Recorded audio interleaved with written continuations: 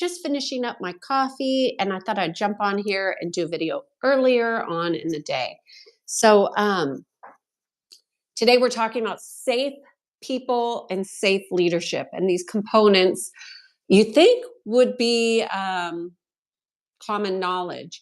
However, it's becoming increasingly more difficult to identify safe people because we have so many people who are unstable that they are creating an imbalance in our ability to discern safe people. So, because we spend so much time focusing on all these people that have these imbalances, we don't have our focus on people who actually are safe. And therefore, we end up trusting people who are not safe to trust.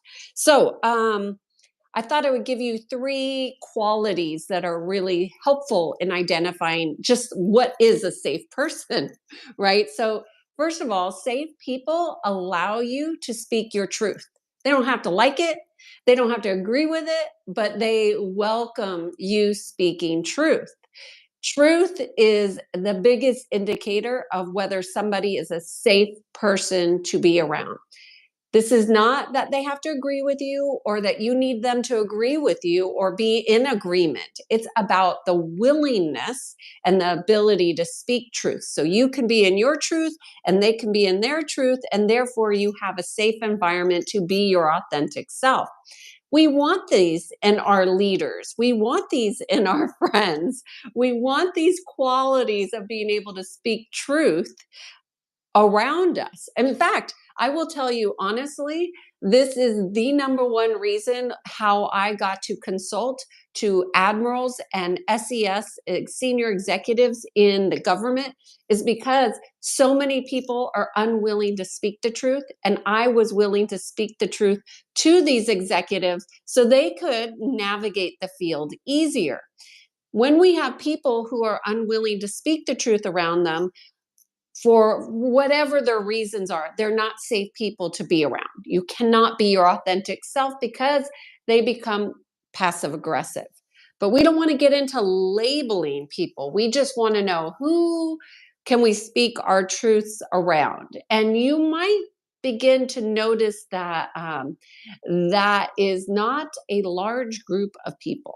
At least in my experience, there's a lot of people that will avoid the truth or deny the truth, even deny my own truth. Like, I don't need people to agree with me. I don't need my husband to agree with me. Like, we all are able to have our own truths. But can you speak your truth to a safe person? 100%. Can you speak your truth to people who are not safe? No. So you need to be able to discern the two. The second aspect of a safe person is somebody who is very supportive and encouraging of growth. They want you to grow, they want you to change, they want you to evolve. This is what good leaders do with their employees. This is what good executives do on a regular basis. They encourage growth, even if that growth is not dependent on them, meaning that they're doing something outside of the workplace to encourage their growth.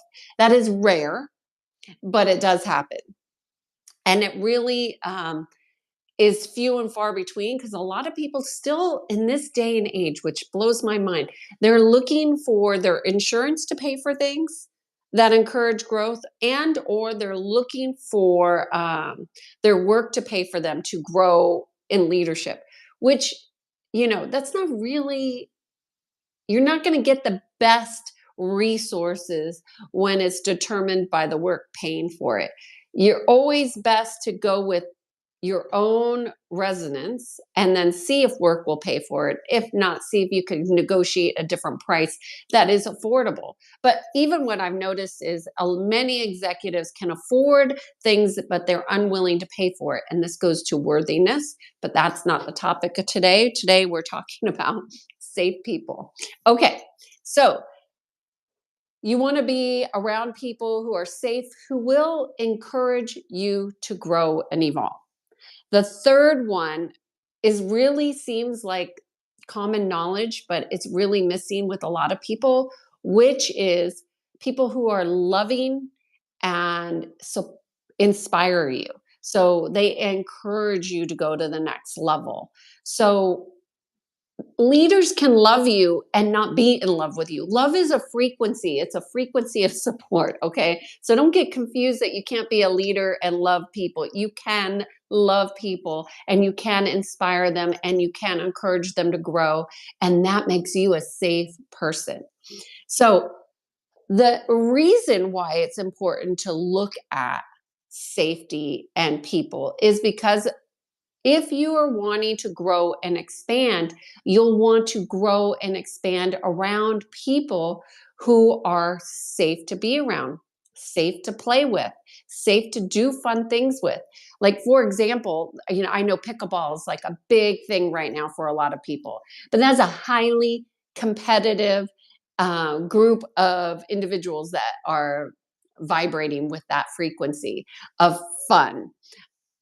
You'll want to play pickleball with people who are supportive and safe to be around. I've gone to the pickleball courts and I've seen people throw their rackets at the net.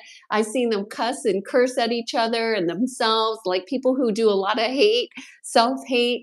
Like, those aren't safe people to even have fun with. And how much fun is that anyway? So, you'll want to be around people who are loving and supportive and encouraging and inspire you to grow.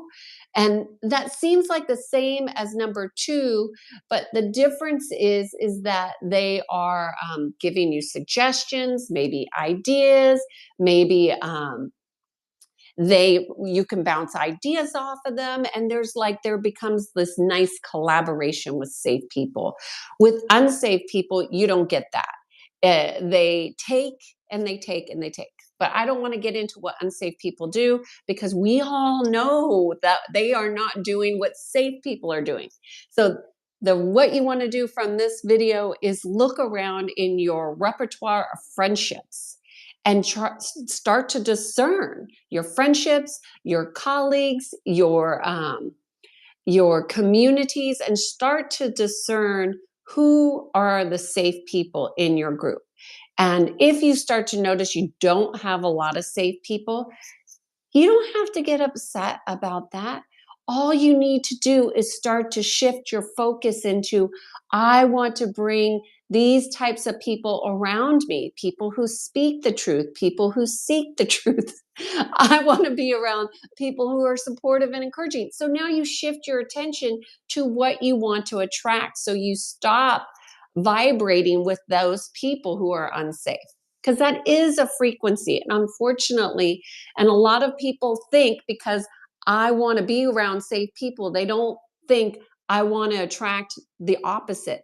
But we attract the opposite so we can shift to another frequency if we're unwilling to acknowledge that we have this pattern going on with these unsafe, narcissistic, egocentric, competitive people. Then how are we going to get to the other side?